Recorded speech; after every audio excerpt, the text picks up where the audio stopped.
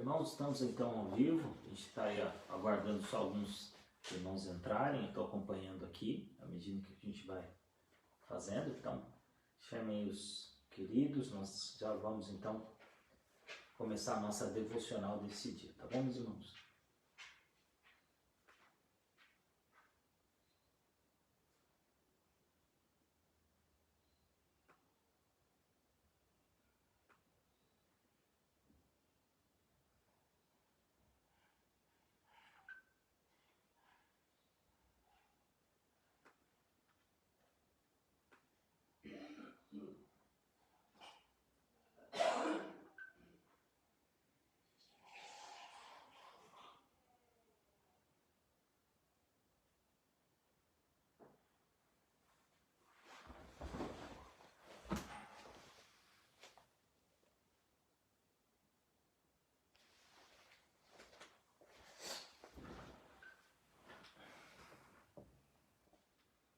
Meus irmãos, a gente está esperando só alguns irmãos entrarem, tá bom? A gente já vai iniciar então a fala aqui e eu vou ficar acompanhando aqui também, caso os irmãos queiram mandar, a gente vai fazer um momento de intercessão, então os irmãos depois podem ir colocando os pedidos, os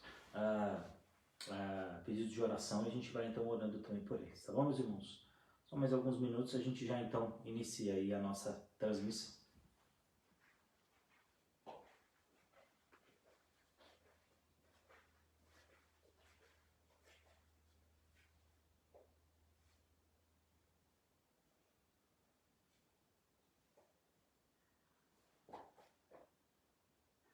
Se vocês puderem compartilhar na página de vocês também a transmissão, para todo mundo ver. Eu estou recebendo aqui alguns recados que algumas pessoas não estão conseguindo.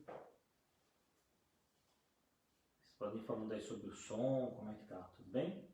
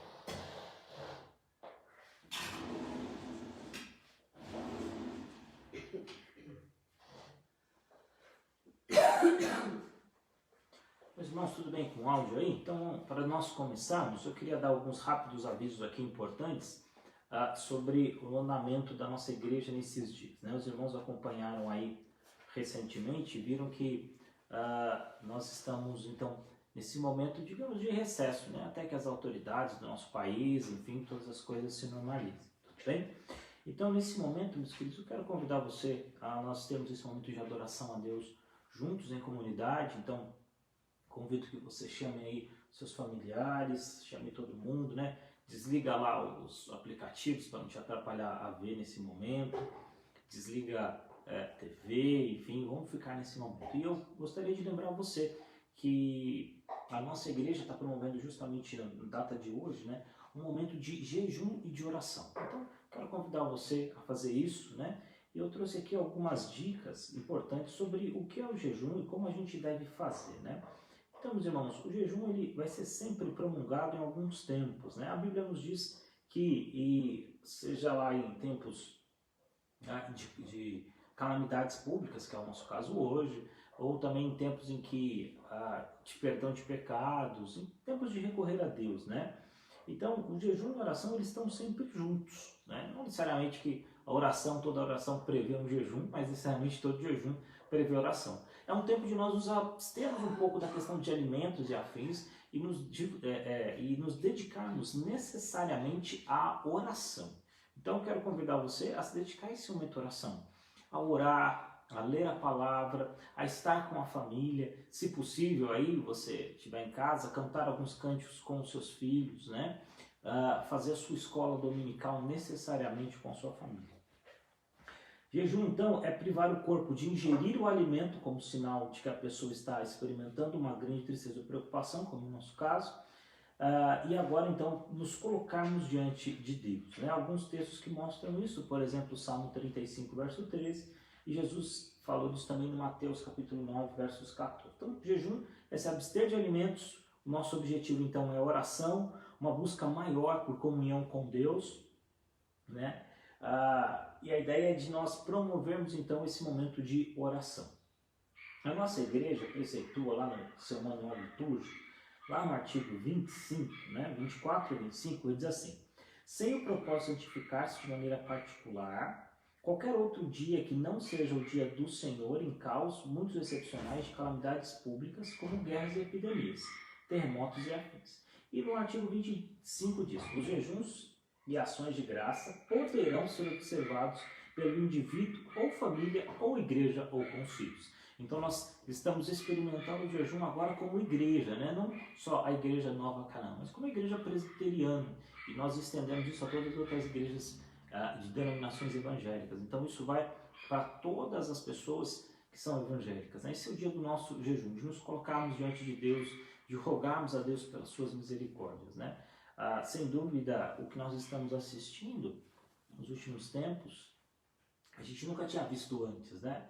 A gente nunca tinha visto a ideia de coibir as pessoas de ir e vir, né? De ficar em casa, né? As empresas, de certa forma, liberando alguns funcionários quando possível, ou fazendo aquele trabalho em casa para alguns. Mas esse é um momento, eu diria que singular na nossa história. A gente nunca viveu isso, pelo menos nesses tempos.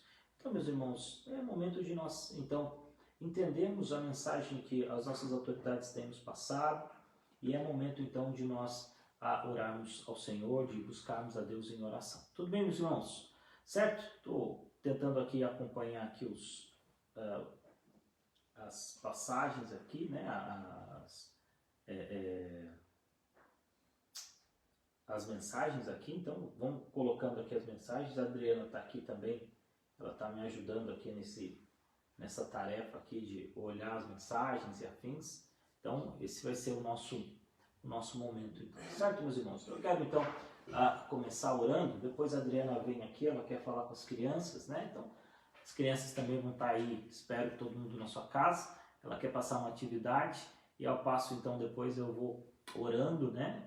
Eu vou fazendo a nossa devocional e a Adriana vai contando a história. Então, eu quero convidar você nesse momento a fechar seus olhos, levar seus pensamentos a Deus. Nós vamos orar ao nosso Senhor, dizendo assim: Pai querido, nós te somos gratos nesta manhã de domingo, em que, ó Pai, nosso grande objetivo é estar na igreja, louvando ao Senhor, mas nós estamos aqui unidos num só Espírito, com os irmãos, cultuando nas suas casas, com as suas famílias. Louvamos ao Senhor por esta bênção da tecnologia que nos proporciona, então, esse momento de estarmos juntos, mas queremos rogar ao Senhor também, pelo momento em que a nossa nação, que o nosso país está vivendo. Suplicar ao Senhor que nos abençoe, que nos ajude, ó Deus, nesses momentos de incerteza e muitas vezes de desesperança, a não nos espelharmos nas pessoas que não têm o Senhor como referencial, como aquele que é o dono do seu coração e da sua vida, mas olharmos para as tuas palavras, nos apegarmos ao Senhor e lembrarmos que a nossa esperança está depositada em Cristo Jesus. Pai querido, agradecemos porque nesta manhã nós estamos aqui louvando ao Senhor, agradecendo ao Senhor pelas bênçãos que o Senhor tem nos dado, suplicando pela vida das nossas nações e de uma forma muito especial nós colocamos nas tuas mãos, Pai querido, a vida dos médicos, enfermeiros, enfim, daqueles profissionais da saúde, que hoje agora saem dos seus lares, das suas casas, ó Deus, com o risco de contaminação iminente, mas que tem como missão nesse momento salvar essas pessoas, levar, ó Deus, o alívio às suas dores. Suplicamos ao Senhor que as abençoe, suplicamos ao Senhor que seja com elas e que a tua bênção, a tua proteção e o teu cuidado esteja com elas. Essa é a nossa oração, em nome de Jesus. Amém. Bem, meus irmãos, então nós vamos passar a nossa história hoje. A Diana está por aqui já e ela vai então fazer esse momento, tá bom, meus irmãos? Eu vou levar aqui o celular até lá e a gente vai gravando lá então com as atividades.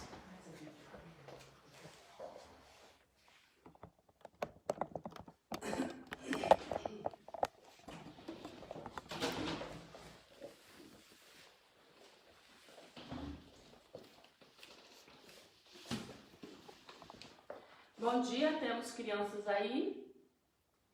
Temos crianças? Dá um joinha pra gente saber quem tá online, pra gente contar nossa história juntos. Ontem a tia Adriana conversou com os papais pelo grupo da UCP da igreja e combinamos de fazer esse teste.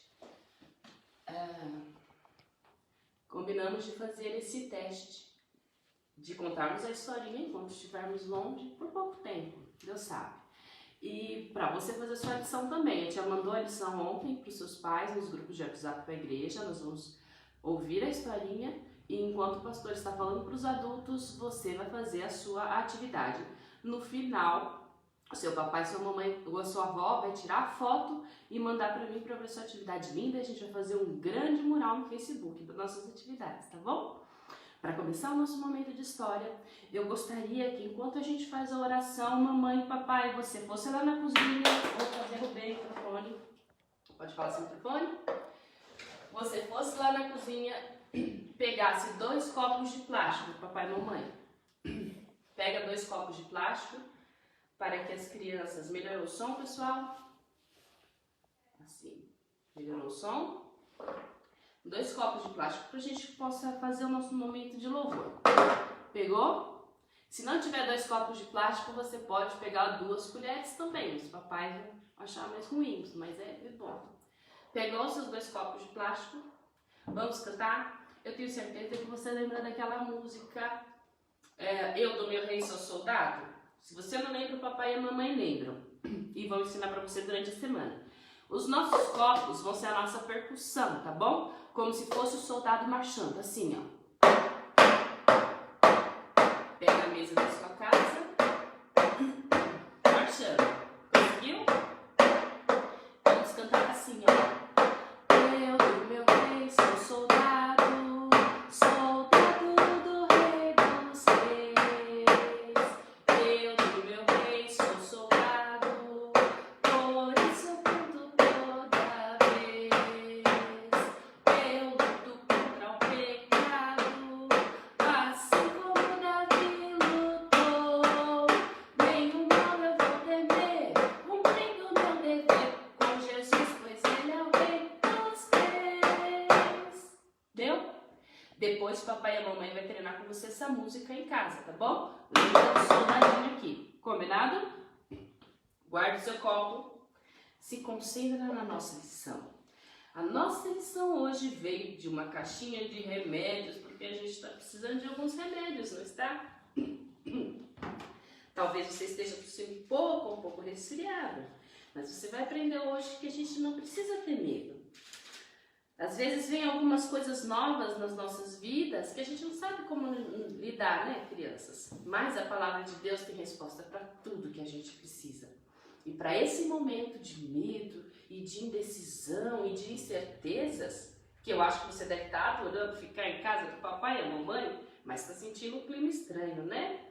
A palavra de Deus tem uma receita para a gente acalmar e para a gente saber o que a gente pode usar nesse momento.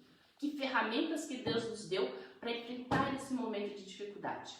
Eu quero que o papai e a mamãe abram a Bíblia. Se você já sabe ler, você pode abrir a sua Bíblia em Efésios, lá no Novo Testamento, Efésios capítulo 6, a partir do versículo 10. Tenho certeza que você já conhece essa história, a tia já deve ter estar lá na igreja, sou professora de escola dominical, que inclusive está morrendo de saudade de você. Depois a tia Mari, a tia Francisca, o tio Levi, a tia Adriana, a tia Maria, a tia Evelyn, a tia Jaci, a tia Kelly vão dar uma ligadinha para você, mandar uma mensagem, um beijo e fazer uma oração com você, tá bom? Vamos lá? Efésios 6, capítulo 6, versículo 10 até o versículo 18. Achou? A armadura de Deus. Com mais, sede fortalecidos no Senhor e na força do seu poder. Revesti-vos de toda a armadura de Deus, para poderdes ficar firmes contra a cilada do diabo. Porque a nossa luta não é contra o sangue e a carne, e sim contra os principados e potestades, contra os dominadores desse mundo tenebroso, contra as forças espirituais do mal nas regiões celestes. Até aqui, Paulo, que foi quem escreveu essa carta, ele está nos falando assim, olha, presta atenção, irmãos em Cristo, crentes, nós temos um inimigo. Não é o seu irmãozinho do lado. Ai, eu discordei disso, eu discordei daquilo. Ai, eu vou falar com você. Ai, eu falo com você, tô de mal. Paulo está falando, calma pessoal, vamos unir nossas energias. O nosso inimigo é o outro, presta atenção. Quem é o nosso inimigo? Ele deixa bem claro aqui, o diabo, a antiga serpente, o dragão, ele é o nosso inimigo. É contra ele que nós temos que lutar, juntar nossas forças e, junto com o Espírito de Deus, lutar e resistir firmes contra as ciladas que ele quer nos derrubar. Como que a gente vai lutar, tia Adriana, contra um inimigo assim que a gente parece que ele é forte? Como que a gente vai lutar?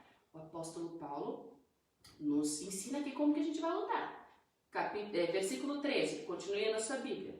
Portanto, tomai toda a armadura de Deus, para que possais resistir no dia mau. Depois de teres vencido tudo, permanecer inabaláveis. Estai, pois, firmes. E agora a gente vai montando aqui o soldadinho. Como que nós vamos usar essa armadura? Tia Adriana, não sei nem o que é uma armadura. Aqui no Brasil a gente não usa armadura, né? Paulo, quando ele escreve isso aqui, ele estava olhando para um soldado romano.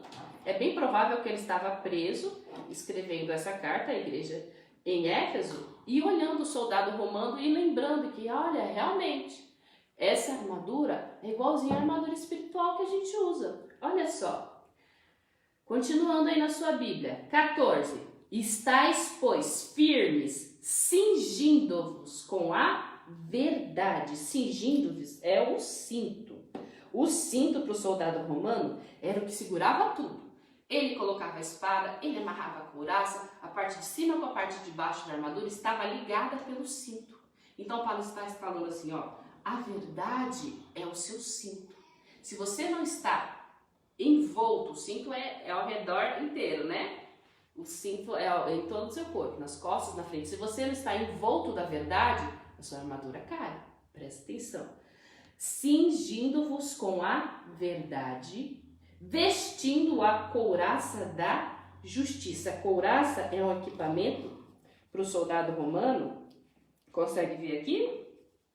A cor não ficou muito forte, mas a tia mandou para a sua atividade. O soldado romano protegia toda essa parte, ó, do pescoço até chegar no cinto. Então era uma das partes mais importantes da armadura. E essa couraça é a couraça da justiça. Quando a gente lembra de justiça, a gente lembra da justificação em Jesus, que nós falamos na nossa aula. Até domingo passado a gente conversou sobre isso. Lembra do catecismo que a gente estava estudando? Que Jesus nos justificou. Jesus, pelo seu sangue, nos tornou justos.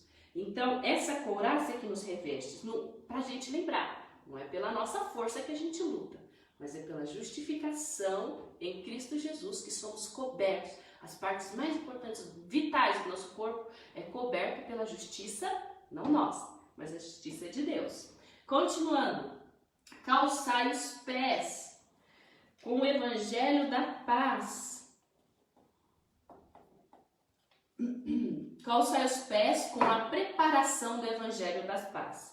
Os pés para os soldados romanos eram uma parte, as sandálias eram uma parte extremamente importante. Vamos lembrar daquela época como era a guerra? Tinha asfalto, o chão era lisinho? Não, era pedra, era terra. As batalhas aconteciam no campo. Essas sandálias romanas, elas tinham uns cravos embaixo, assim, parecido com aquelas chuteiras de futebol de campo que a gente vê hoje, que quando o soldado pisava, dava estabilidade para ele não cair. Então ele podia fazer força no seu corpo, porque o seu pé era a base e segurava. E também pensando nos pés, os pés do Evangelho da Paz é a velocidade que a gente tem que ter para falar do Evangelho da Paz para as pessoas que precisam. Tá? Calçar os pés do Evangelho da Paz, embraçando sempre o escudo da fé. Embraçando é o quê? Está no seu braço. Opa, escudo da fé, não pode cair escudo da fé. O escudo do soldado romano, gente, esse aqui tá pequenininho, mas o escudo do soldado romano, ele tinha 1,60 m. Pronto, alô? A conexão está caindo no microfone também, mas vamos lá. 1,60 m de altura. Então, ele protegia o corpo inteiro, para quando eles fizessem a formação como soldados, antes de vir os dardos inflamados, que esse texto nos diz, que era muito comum naquela época, os inimigos estavam lá de longe, lá nas montanhas, colocavam fogo na flecha e atiravam contra os soldados quando eles estavam chegando. Esse escudo, olha aqui, tá vendo? O escudo é o versículo 16. O escudo da fé, ele protege contra esses dardos inflamados. O soldado ficava atrás do escudo, quando o dardo vinha, parava no escudo. O escudo da fé. Essa nossa fé é essa proteção dos dardos inflamados do inimigo. Continuando o texto. Tomai também o capacete da salvação. O capacete é o que protege a nossa mente. Olha só. É a salvação que nos protege por inteiro. Protege a nossa razão, o nosso raciocínio. É a salvação em Cristo Jesus que nos dá essa proteção, essa fé racional. O capacete da salvação, continuando, e a espada do Espírito, que é a palavra de Deus. Olha só, nosso soldadinho. O capacete da salvação e a espada, que é a palavra de Deus. Por isso que a gente tem que conhecer a palavra de Deus. Qual é a nossa arma contra o inimigo? A gente tem aqui, ó, coisas de defesa, de proteção e de proclamação do Evangelho. Mas qual que é a nossa arma de ataque para o inimigo? É a palavra de Deus. Por isso que a gente tem que conhecer a Bíblia e estudar. Não é o que eu acho, não é o que o meu pai falou. No seu batismo, o seu papai e a sua mamãe te ensinaram, prometeram para a igreja que iam fazer de tudo para que você pudesse ler. Para que um dia você sozinho pudesse ler a palavra de Deus e caminhar com Deus. Nesses dias de hoje, crianças, que a gente está vendo tanta notícia, tomara que o papai e a mamãe não deixem você no celular o dia inteiro. Mas se você viu algumas notícias que te preocuparam, algumas imagens, calma, aquieta seu coração, não acredite em tudo. A única verdade que é infalível, que eu posso confiar 100% de certeza que é verdade, é a palavra de Deus. Então, nesses momentos que você está em casa, na escola, senta, ora, lembra que Deus nos deu essa armadura poderosa para a gente passar por esses momentos de dificuldade. Use essa armadura. Mas, tia Adriana, como que eu posso vestir essa armadura se ela é espiritual? Paulo nos dá também, Paulo dá a receita direitinho, presta atenção. versículo 18 do capítulo 6. E com toda a oração e súplica, orando em todo o tempo no Espírito. E para isso, vigiando com toda perseverança e súplica por todos os santos. Então, Paulo está falando assim, como que você busca essa armadura? Na oração, na comunhão com o Pai. Quando você está perto de Deus, você vai sentir a presença dele e o seu problema vai ser tão pequenininho, porque você está vendo que Deus é enorme. Vamos orar nesse momento? Fecha os seus olhos, senta direitinho, respira para se concentrar. Pronto, vamos orar? Fecha o olhinho. Se você quiser repetir do seu coração ou com a boca, também pode fazer. Senhor, neste momento, acalma o meu coração. Eu sou criança, Senhor, às vezes não entendo o tamanho do problema, ou às vezes me assusto demais. Me ensina, Senhor, a usar a armadura de Deus para que eu possa ficar firme contra as ciladas do diabo. Me ajude, Senhor, a usar a armadura de Deus na minha casa, para que eu possa ser um sentinela do Senhor aqui dentro. Para que quando os meus pais se entristecerem, eu possa lembrá-los da maravilhosa graça de Deus. Para quando alguém adoecer perto de mim, eu possa lembrá-los do consolo do Espírito Santo. Usa, Senhor, a minha vida como criança, como adulto, como adolescente, para ser luz nesse momento em que as trevas parecem nos cercar. Nos abençoe e nos guarde, Senhor. Proteja cada um de nós. Que o teu povo esteja firme, com os pés fixos no chão, com a sandália do Evangelho da Paz e com o capacete da salvação em sua cabeça, sempre lembrando que a salvação vem do Senhor e a salvação já é nossa, pela graça de Deus. Em nome de Jesus nós oramos. Amém. Para encerrar a nossa parte, os seus pais devem ter impresso ontem. Se eles não imprimiram, não briga com eles, porque nem todo mundo tem impressora em casa. A tia mandou ontem à noite. Semana que vem a tia manda antes, tá bom? Ficou pequenininho aqui o meu, será que dá para dar um close, pastor? A gente fez, você vai recortar essa parte aqui, tem as partes indicadas. Esses são os irmãos da nossa igreja que são idosos, que têm problemas crônicos ou que trabalham com saúde. Você vai recortar, vai ler esse versículo que está aqui, a sua tarefa é decorar ele essa semana, tá bom?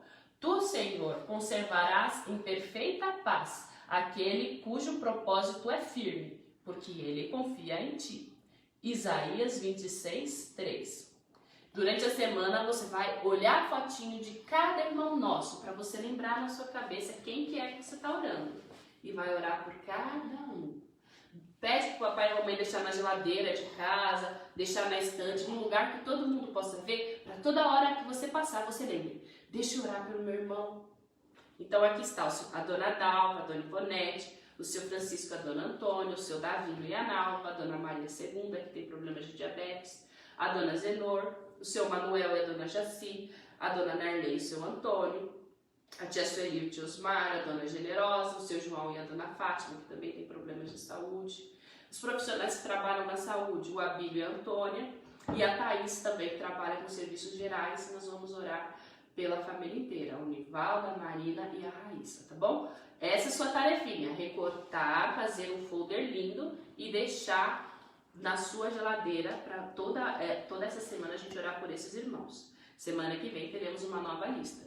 E agora, enquanto o pastor falar a mensagem do Senhor para os adultos, você vai fazer essa atividade, você vai pintar o seu soldadinho, lembrando de cada parte da nossa lição. Combinado? Depois me mandar uma foto, tá bom? Um beijo, qualquer coisa me chama no WhatsApp, da Tia Responde. Deus te abençoe.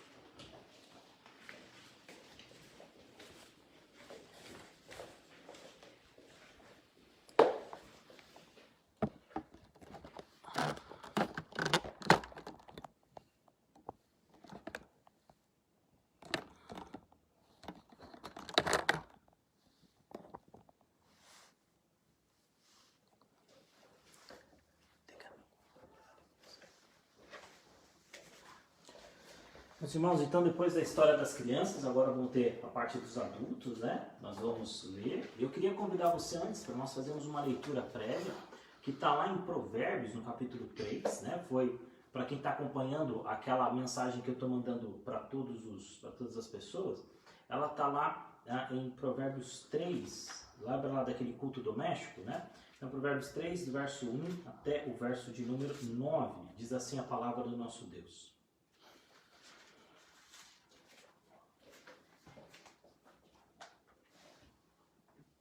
Palavra do Senhor, diz assim: Filho meu, não te esqueças dos que acrescentarão anos de vida e paz. Não te desampares a benignidade e a fidelidade. Ata-os ao pescoço. Escreve-as na tábua do teu coração. E acharás graça e boa compreensão diante de Deus e dos homens. Confia no Senhor de todo o teu coração e não te estribes no teu próprio entendimento. Reconhece-o em todos os teus caminhos, e ele endireitará as tuas veredas. Não sejas sábios aos teus próprios olhos. Teme ao Senhor e aparta-te do mal. Será isto sinal para o teu corpo e refrigério para os teus ossos. Honra o Senhor com os teus bens e com a primícia da tua renda. Esse é a palavra do nosso Deus para nós. Eu quero convidar você então a nesse momento curvar a sua cabeça. Nós vamos orar ao Senhor, pedir a Deus a sua bênção, pedir a Deus também a sua proteção. É o momento de nós clamarmos a Deus para que Deus ouça, para que Deus nos abençoe, para que Deus nos use. Não sei se chegou aí, a Adriana está dando uma olhada, se chegou aí alguns pedidos, né? Mas ela está passando aqui os testes, né? Enquanto ela passa aqui, só ligar aqui meu computador. Acho que é.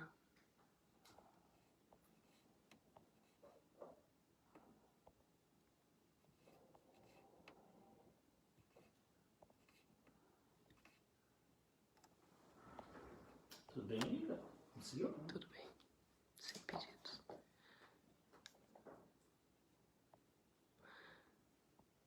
Conectou?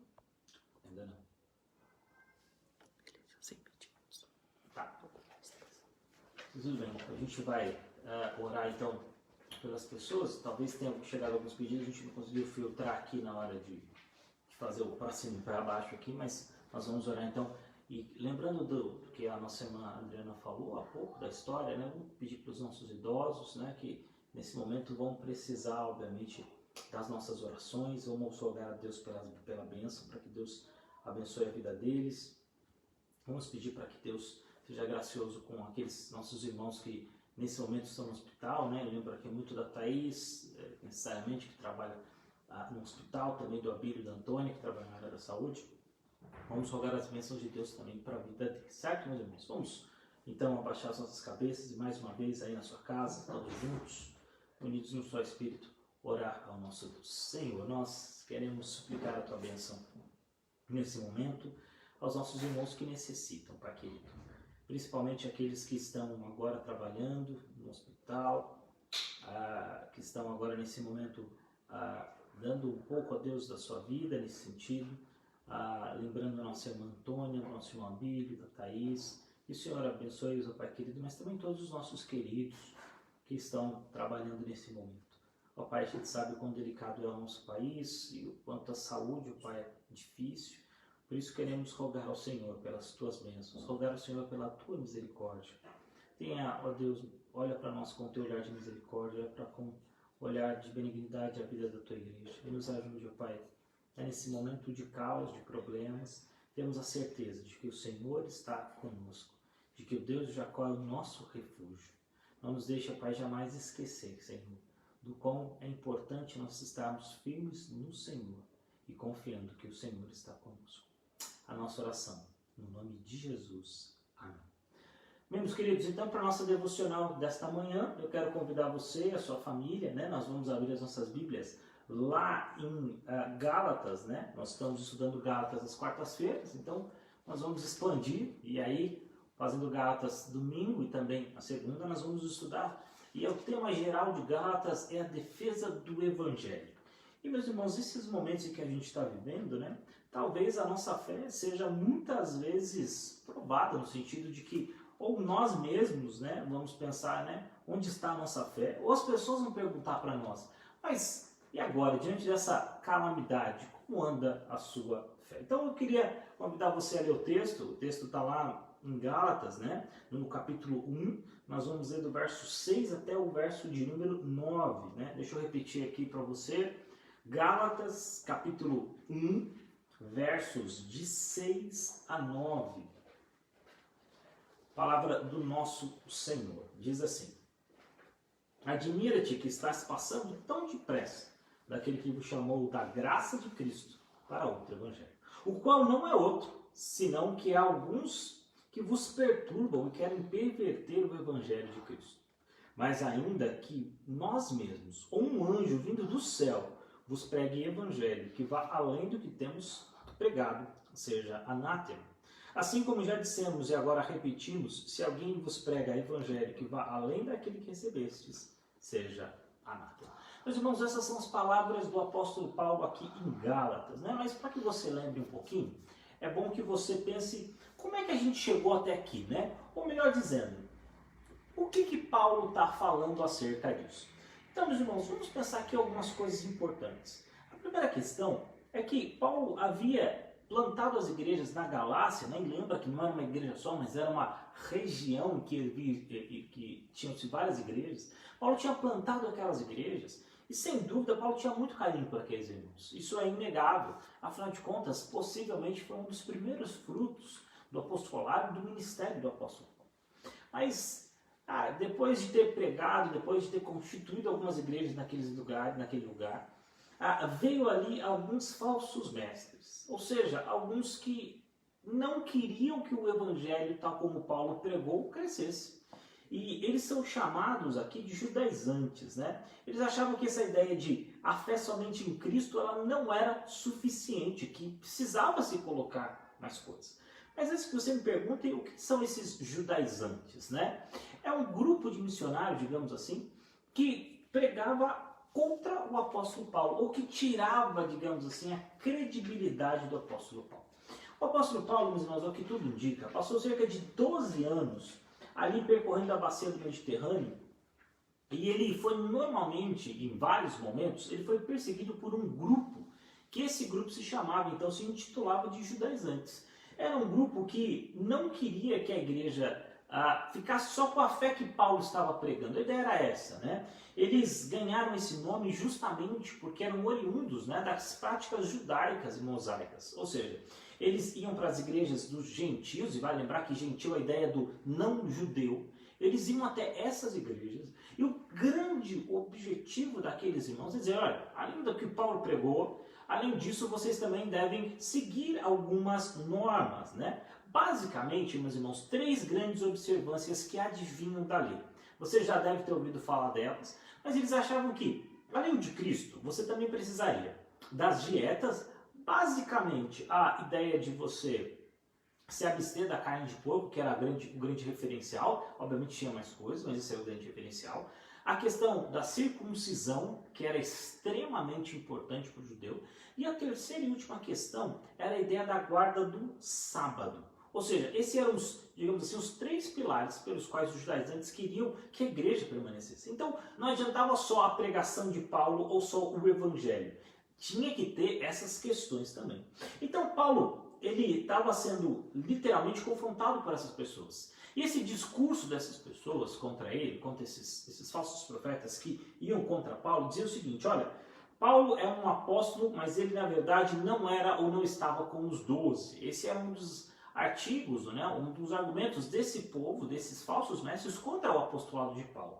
O segundo é que Paulo era um apóstolo de segunda categoria e que ele não ensinava necessariamente o que a Bíblia dizia, mas o evangelho pregado por ele, né? E vale ver que Bíblia aqui nós estamos tentando Torá com o Antigo Testamento, né, que era o que nós tínhamos, obviamente as palavras apostólicas dos próprios apóstolos. E terceiro, que essa doutrina da salvação era muito simples e que ela não garantia por si só a salvação, mas era preciso a guarda de outras coisas, conforme eu mencionei há pouco. Por essa razão, então, meus irmãos, Paulo começa essa carta defendendo o seu apostolado. E ele começa lá no verso 1 dizendo assim, ó, Paulo, apóstolo de Cristo, não de outro homem, não de homem algum, mas apóstolo instituído pelo Senhor Jesus. E ele começa dizendo o que é o Evangelho. E é importante que você saiba isso. Nos versos 3, 4 e 5, ele diz assim, ó, graça a vós outros da parte de Deus, nosso Pai, e do nosso Senhor Jesus Cristo, o qual se entregou a si mesmo pelos nossos pecados, para nos desraigar deste mundo perverso, segundo a vontade do nosso Pai, a quem seja a glória pelos séculos dos séculos. Amém. Então, nesses 3 versos, de forma resumida, Paulo explica para aquelas pessoas o que é o Evangelho, mostrando para eles que o Evangelho tem a ver com a fé, com Cristo vir a esse mundo mandado pelo seu Pai Jesus, mandado pelo seu Pai Deus, perdão, pelo Deus Pai, para que nós então fôssemos mais uma vez agora colocados diante do Pai. Ou seja, Jesus veio a esse mundo, morreu na cruz pelos nossos pecados e agora nós estamos ligados novamente ao Pai. Aquela inimizade que outrora fora feita no Éden, nesse momento agora, volta-se pela ligação de Cristo Jesus. E nós nos tornamos de novo agora amigos, mas não amigos, mas agora filhos de Deus, com Cristo Jesus, o primogênito dessa criação, o nosso irmão mais velho. Então Paulo diz, olha, esse é o Evangelho. E meus irmãos, talvez você esteja pensando, mas pastor, diante dessa crise, é importante nós sabermos isso? Meus irmãos, é de extrema importância. Porque o que nós vivemos hoje na nossa nação é algo sem precedentes. Pelo menos não nas gerações próximas às nossas. A gente nunca viu um governo se pronunciar quase que diariamente acerca das qualidades, acerca do que devia fazer, acerca de como nós não devíamos ir. Nós tivemos um decreto nessa semana em que fecharam as lojas, as igrejas, como a nossa, por exemplo, estão fechadas. E a pergunta é, e agora? E a nossa fé onde está? E a nossa esperança aonde está? Então, meus irmãos, buscando entender essa questão, buscando dar biblicamente a resposta certa para ela, é que eu quero falar sobre isso, a defesa da fé. Pensando um pouco do que Paulo falou para Timóteo, lembra lá em Timóteo capítulo 2, 2 Timóteo capítulo 2, verso 15, quando ele diz assim, procura-te apresentar-te a Deus como meu aprovado, de que não tem do que se envergonhar e que maneja bem a palavra da verdade. É assim que nós devemos apresentar. E a fé é algo extremamente importante. Por isso, meus irmãos, não é demais nós falarmos que a defesa da fé tem que partir de nós, tem que partir do nosso coração. E Paulo sabia tanto disso, que em determinado momento do seu ministério ele diz, porque eu sei em quem tenho crido e estou bem certo que ele é poderoso para guardar o meu depósito até aquele dia. E essa fé que Paulo tinha é também a fé que nós temos hoje, no século 21. É a fé que nós temos hoje debaixo de tantas calamidades. Então eu quero falar um pouco sobre isso. E Paulo então começa essa carta, meus irmãos, falando do seu apostolado, mas necessariamente agora no verso 6, Paulo fica admirado. Paulo se admira porque aqueles irmãos que haviam recebido o Evangelho com tanta avidez, que haviam crido no Senhor, nesse momento eles estavam passando do Evangelho. E essa é a palavra que ele usa lá no capítulo, no verso 6, quando ele diz assim, admira-me que estejas passando desse Evangelho. E a palavra aqui, admirar-se, a ideia do espanto, né? Em alguns momentos a Bíblia diz que isso é quase um susto, né? Essa palavra é usada, por exemplo, quando os pais de Jesus encontram Jesus falando com os mestres, eles ficam espantados, ou seja, boquiabertos. Mas nesse caso não é uma coisa boa, mas o que Paulo está dizendo é que ficam espantados, meus irmãos, como vocês que receberam o Evangelho com tanta alegria, com tanto amor, com tanto entusiasmo. Nesse momento agora vocês estão passando disso. Por que isso?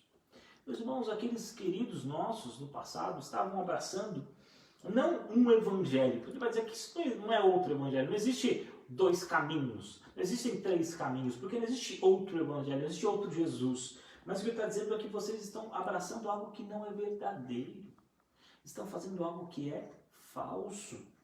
Eles estavam trocando o que era original pelo falsificado, o que era a essência por algo que não era agradável a Deus. E Paulo então nessa carta não faz a sua costumeira oração. Se você se lembrar em todas as cartas de Paulo, se você falar em 1 Coríntios, ele vai dizer, olha, graças a vós outros, né? Na carta aos Filipos, fala assim, graças a vós outros da parte de Deus, pelo que tenho ouvido. Nessa vez, Paulo não faz a sua típica oração de ação de graças pela vida dos irmãos, mas ele vai direto ao assunto, porque ele quer logo terminar com isso. Então ele fala assim, olha, a primeira questão que eu tenho para falar para vocês aqui é porque vocês estão passando do Evangelho rápido demais. Meus irmãos, a gente não sabe necessariamente o tempo, mas a gente consegue estimar que o tempo era muito curto. Né? Imagina que o pastor, né? Imagina que eu vá embora da igreja e depois de 2 meses eu volte e vejo os irmãos agora desanimados, tristes e ainda com outras práticas, outras coisas que a Bíblia não ensina. Você imagina como ficaria o meu coração? Imagina o seu coração de ter que um dia sair de Nova Canaã por algum tempo e quando você volte, você encontre lá talvez uma igreja que não é mais uma igreja evangélica. Seria triste, não seria? E essa mesma tristeza, essa mesma admiração é causada aqui também pelo apóstolo Paulo, quando ele diz, meus queridos, não existe outro evangelho. Vocês estão seguindo pessoas falsas. Essa é a admiração. Paulo aqui então, embora triste, embora aqui chateado, né? Mas ainda com a atitude de trazê-los à volta. Se você depois caminhar um pouco mais na carta aqui de Paulo aos Gálatas, lá no capítulo 1, ele fala como os crentes devem ser tratados. E quando ele fala lá no capítulo 6, aliás, como os crentes devem ser tratados, ele diz, olha, aquele que está em falta deve ser tratado assim, assim. Essa mesma verdade Paulo aplica aqui também, mostrando que, olha, da mesma forma, ou da mesma natureza, tal como foi tratado naquele momento, é assim que eu quero que vocês tratem. E meus irmãos, Paulo aqui está dizendo uma palavra, não como alguém que quer quebrar alguma coisa, mas como alguém que quer consertar. Porque o Evangelho do Senhor, ele é precioso demais. E ele diz, olha, estou admirado porque vocês estão passando da graça de Cristo para outro Evangelho. E no verso ele diz, o qual não é outro, senão que alguns vos perturbam, querem perverter o Evangelho de Cristo Jesus. O que Paulo está dizendo então, no verso 7, é que havia algumas pessoas que queriam impor à igreja coisas que não precisavam mais. Você vai se lembrar que o judaísmo, ele trazia consigo várias práticas que necessariamente apontavam para a figura de Cristo. Lembra, por exemplo, do cordeiro? O cordeiro apontava para quem? Para Cristo, o sacrifício que viria. Lembra da ideia da circuncisão, da aliança, que foi agora tido como, na nova aliança, como batismo? Lembra da ideia da Páscoa, que agora é a ceia do Senhor? Ou seja, tudo aquilo apontava necessariamente para Cristo. Mas uma vez que Cristo veio, aquelas coisas passaram. Aquilo que era sombra deixou de existir. E agora, o que impera então é a graça. De entender que Cristo foi o nosso sacrifício.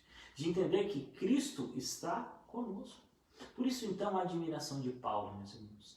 E, meus queridos, nesse tempo em que nós vivemos, em que as pessoas querem sempre algo novo, querem sempre experimentar coisas novas, talvez essa seja uma dificuldade que a gente passe.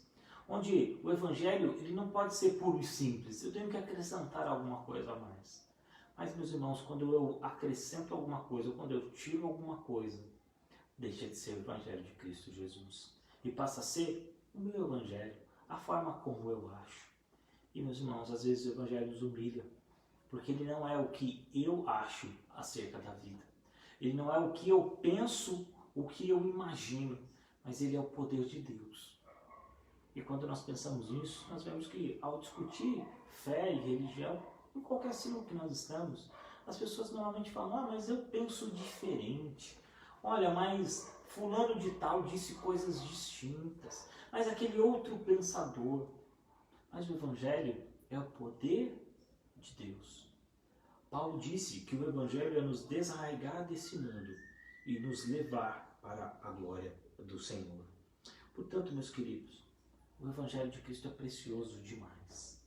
É caro demais para que ele seja negociado. E não é assim que funciona na vida, não é assim que funciona na igreja.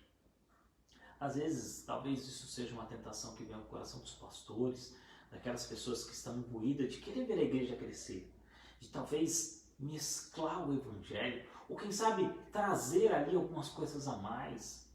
Mas a palavra diz que o Evangelho tem que ser pregado tal como ele é. O que quer dizer, obviamente, que nós podemos usar, por exemplo, o meio que estamos usando agora, a tecnologia, podemos usar o computador para isso.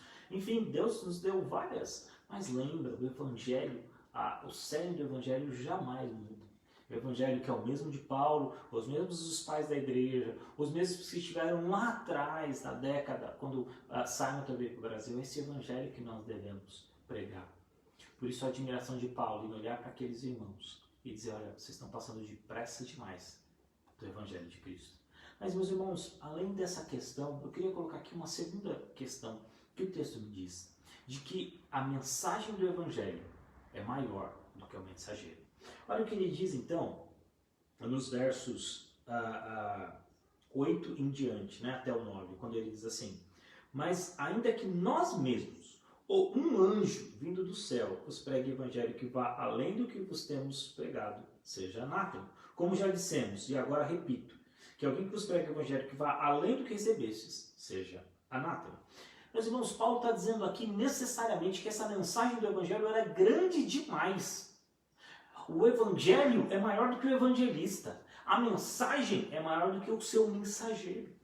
Ou seja, a palavra do Senhor é muito maior do que aquele que prega ela.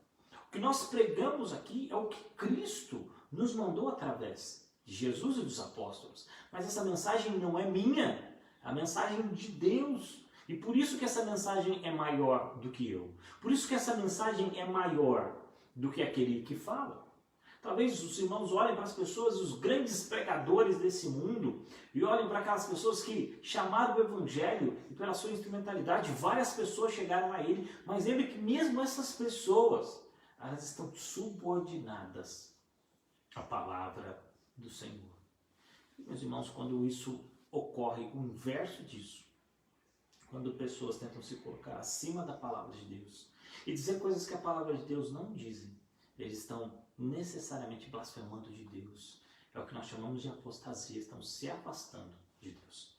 E para Paulo dizer isso, ele usa aqui, dentro desse ponto, para dizer que a mensagem é maior, ele usa 3 grandes argumentos que eu quero compartilhar com os irmãos. O primeiro argumento, ele diz que ainda que nós mesmos, e ele traz essa ideia do plural, dizendo que ainda que os apóstolos, ou os primeiros discípulos, preguem mensagem que vai além daquela, seja anátema. E anátema é uma palavra dura, é uma palavra difícil, né? E que é para nós uma palavra que significa maldito, né? Uma palavra muito necessariamente dura nesse contexto.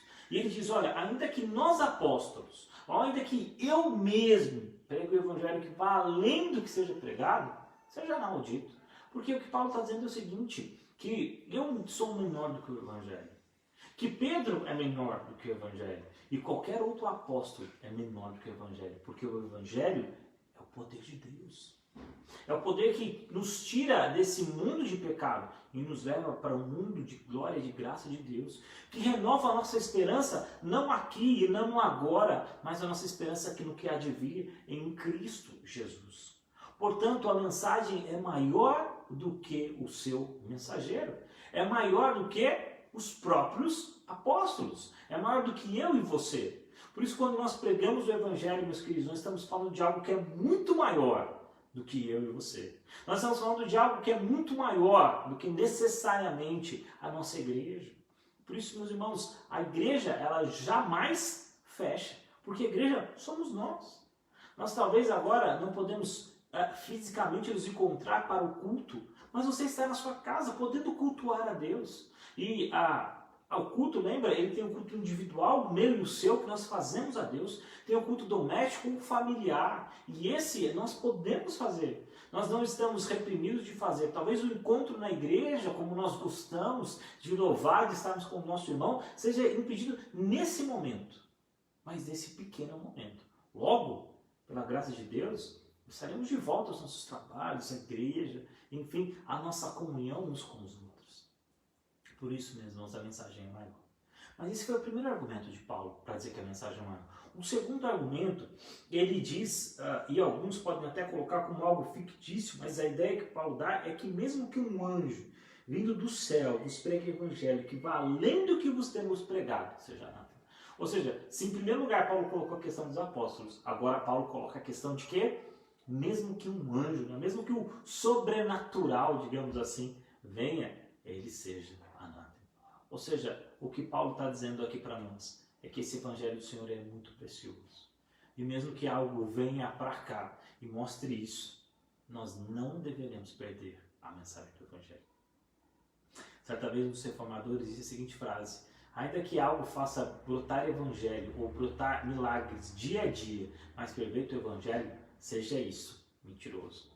Portanto, meus irmãos, a gente não deve se espantar com algo supostamente sobrenatural, de pessoas que fazem, talvez, né, ministram algumas curas, e a gente se acha, poxa, mas será que nós temos que olhar para isso? Não, querido. Nós temos que olhar para o evangelho do Senhor. Porque mesmo que um anjo, ele diz que esse anjo seja anátema, mesmo que isso aconteça, mesmo que alguém venha, mesmo que alguma força brote lá na sua casa e pregue o evangelho que vá além do evangelho de Cristo Jesus, que vá além da palavra do Senhor, ele seja anátema. E é por isso que o terceiro argumento para fechar isso, dizendo que a mensagem é maior do que o mensageiro, primeiro foi os apóstolos, depois os anjos. E agora ele diz daquele grupo que estava pregando, quando ele diz assim, olha, e assim como já dissemos, e agora repito, que se alguém vos pregue evangelho que vá além do que temos pregado, seja anátema. Ou seja, possivelmente esse alguém, Paulo se referia àquelas pessoas que estavam invadindo as igrejas lá na Galácia e pregando o evangelho que não era o evangelho do Senhor Jesus, que não era o evangelho de Cristo. Ele está dizendo, mesmo que essas pessoas venham aí, mesmo que essas pessoas estejam aí, elas sejam anátemas. Meus irmãos, o que me leva a crer que hoje há, infelizmente, uma gama de coisas que nos pervertem o evangelho de Cristo. Mas pior do que isso, nós temos pregadores famosos que se colocam acima dessa mensagem. Certa vez você viu um pregador dizer que Jesus errou ao fazer o milagre de água em vinho. Jesus não foi feliz naquele momento. E como é triste pensar que pregadores têm a ousadia de falar blasfêmias como essa. Meus irmãos, não devemos ir além da palavra de Deus. Por isso, eu sempre falo à igreja, cuidado com aquelas revelações do tipo, eu senti isso, eu sonhei com aquilo, um anjo me disse aquilo. Meus irmãos, nós temos a palavra de Deus. Nós temos o evangelho do Senhor. Não se deixe levar pelas fábulas, pelos contos, pelo que eu acho, pelo que talvez seja. A Bíblia diz que essas pessoas são anátemas. Ou seja, são execráveis. Não devem fazer isso. Porque esse evangelho, na verdade, não é um evangelho. Porque ele não traz a salvação. Pelo contrário, ele traz a condenação. Ele não traz algo bom, mas algo ruim. Não traz esperança, mas desfaz essa esperança. Portanto, o evangelho do Senhor Jesus é aquele evangelho da paz. É o evangelho da esperança. É o evangelho da gratidão. Não perverta o evangelho. O reverendo Augusto, num de seus livros sobre Gálatas, ele escreve uma ilustração muito interessante sobre esse princípio. Ele disse que um determinado monarca na França, ele tinha muito medo da morte. Então ele proibiu que todas as pessoas falassem sobre morte. Então as pessoas não podiam falar sobre morte, sobre pena capital, de ter a sua vida ceifada. Mas ele frequentava a igreja aos domingos. E o paroco, então, aquele que pregava, sabendo disso, toda vez em que avistava de longe aquele monarca lá sentado, o rei, ele não falava de morte. Ele não falava de morte. Mas sabe como as coisas são? Às vezes a gente fala no impulso, né? E foi mais ou menos o que aconteceu. E aquele paroco disse, então, todos nós somos mortais. Mas naquele momento caiu e falou, puxa, o rei está aqui vendo. E ele, para não ficar ruim com ele, diz, mas nem todos. Como se o rei não fosse mortal. Ou seja, ele estava pervertendo o evangelho para agradar uma pessoa. Meus irmãos, não faça isso. A Bíblia diz que aquele que não aborrece pai e mãe, e o aborrecer aqui não é causar importuno, né? Mas é pensar que mesmo que para a obediência do evangelho, a gente tenha que algumas vezes confrontar os nossos queridos, que a gente possa fazer isso em fidelidade ao nosso Deus, não com rudeza, não com uma atitude rude do nosso coração, não com uma atitude grossa ou grosseira da nossa parte, mas com a santa paz do Evangelho de Cristo Jesus. Porque, meus irmãos, a mensagem que nós temos pregado, ela é muito importante. Aqui a fé não é um negócio, não é um balcão de trocas. Aliás, Jesus foi muito enfático quando disse isso, que a casa do meu pai é conhecida como casa de oração. Quando ele expulsou aqueles mercadores e disse o evangelho é puro, o evangelho é simples, o evangelho é sagrado. É a mensagem de Deus para as nossas vidas. Por isso, meu irmão, minha irmã que me escuta, eu queria concluir a minha fala, minha devocional desta manhã, um momento difícil que nós vivemos, mas lembrando que você deve defender a fé em Cristo Jesus. Não abrace práticas ou coisas que não correspondem, que não dizem aquilo que a verdade nos fala, o Evangelho de Cristo. Mas abrace o Evangelho do Senhor. Não tenha medo de falar da palavra do nosso Deus. Mesmo que alguém fale contra, meus irmãos, Mas lembre-se, guarde a palavra no coração. O Salmo 119 diz, guarda as tuas palavras no meu coração, para não pecar contra ti. Nesses tempos de dificuldade, meu irmão, leia a palavra de Deus. E hoje nós estamos em jejum. Possivelmente você está, né? E aí talvez seja uma pergunta que venha ao seu coração, mas pastor, quanto tempo é? 1 dia, 2 dias, 40 dias, como fez Jesus? Meus irmãos, é o tempo que você conseguir, né? Talvez você faça jejum agora no dia, talvez um pouquinho mais tarde, mas seja lá como isso, aí no que momento vai se dar, faça o seu jejum, fique com Deus, lembre-se da oração, lembre-se da leitura da palavra, reúna a sua família, cante louvores ao nosso Deus, isso é importante. Talvez você feche lá o seu jejum em alguns momentos, seja lá meio-dia, 1, 2, 3 da tarde, tá bom? Nesse momento eu faço aqui, obviamente, a observação, os mais idosos, né? Não é bom que eles fiquem muito tempo sem comer, as crianças também, não nesse momento, elas vão ter, quando crescerem, vão ter um momento delas também de fazer jejum. Esse é o nosso momento, né? Como igreja do Senhor, de nos abster desse alimento. O Piper disse que nesse momento, né, o jejum, ele é a fome de Deus. Então, que esse seja o seu alimento. Que você mostre que o alimento é importante, mas mais importante que o alimento é a palavra de Deus, né? Nem só de pão o homem viverá, mas de toda a palavra que sai da boca do Senhor. Esse é o nosso alimento espiritual. Certo, meus irmãos? Que Deus abençoe o seu dia, que Deus abençoe a sua família. Volto a lembrar que os nossos trabalhos estão temporariamente restritos. Logo nós voltaremos, se Deus quiser, à nossa igreja. Sem dúvida, domingo que eu não vou na igreja, eu já fico com saudade. Imagino que os irmãos devem ser a mesma coisa.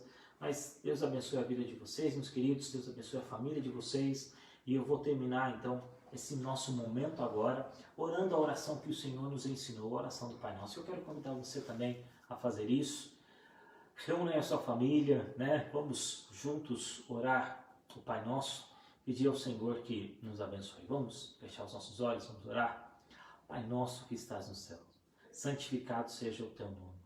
Venha o teu reino, seja feita a tua vontade, assim na terra como nos céus. O pão nosso de cada dia nos dai hoje.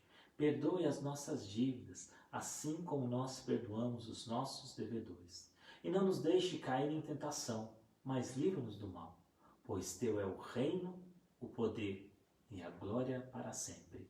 Amém. E que a graça do nosso Senhor Jesus Cristo, o amor de Deus, o Pai, a comunhão e a consolação do Espírito Santo esteja com toda a igreja do Senhor espalhada sobre a face da terra, com toda a igreja Nova Canaã que se reúne em espírito nesse momento, hoje e para todo sempre. Amém. Amém, meus irmãos, que Deus o abençoe. O meu telefone fica disponível, se os irmãos quiserem me ligar, mandar mensagem, quiserem conversar. Depois eu vou fazer uma pequena, rápida mensagem da que eu fiz agora, mais reduzida, para mandar para os irmãos, para a gente poder então compartilhar com aqueles que não puderam estar. Mas o vídeo vai ficar aqui no Facebook, então você pode acessá-lo novamente depois, se você quiser ouvir mais uma vez. Lembrar da história que a Adriana contou, de revestirmos a armadura de Cristo Jesus e estarmos presentes. Meus irmãos, que Deus o abençoe, que Deus o guarde e lembre-se das recomendações das nossas autoridades. Vamos ficar em casa, é um tempo de nós ficarmos com os nossos familiares e nós voltamos a fazer uma nova transmissão ao vivo na quarta-feira, continuando então a nossa devocional com o estudo de Gálatas. Deus abençoe ricamente o seu lar.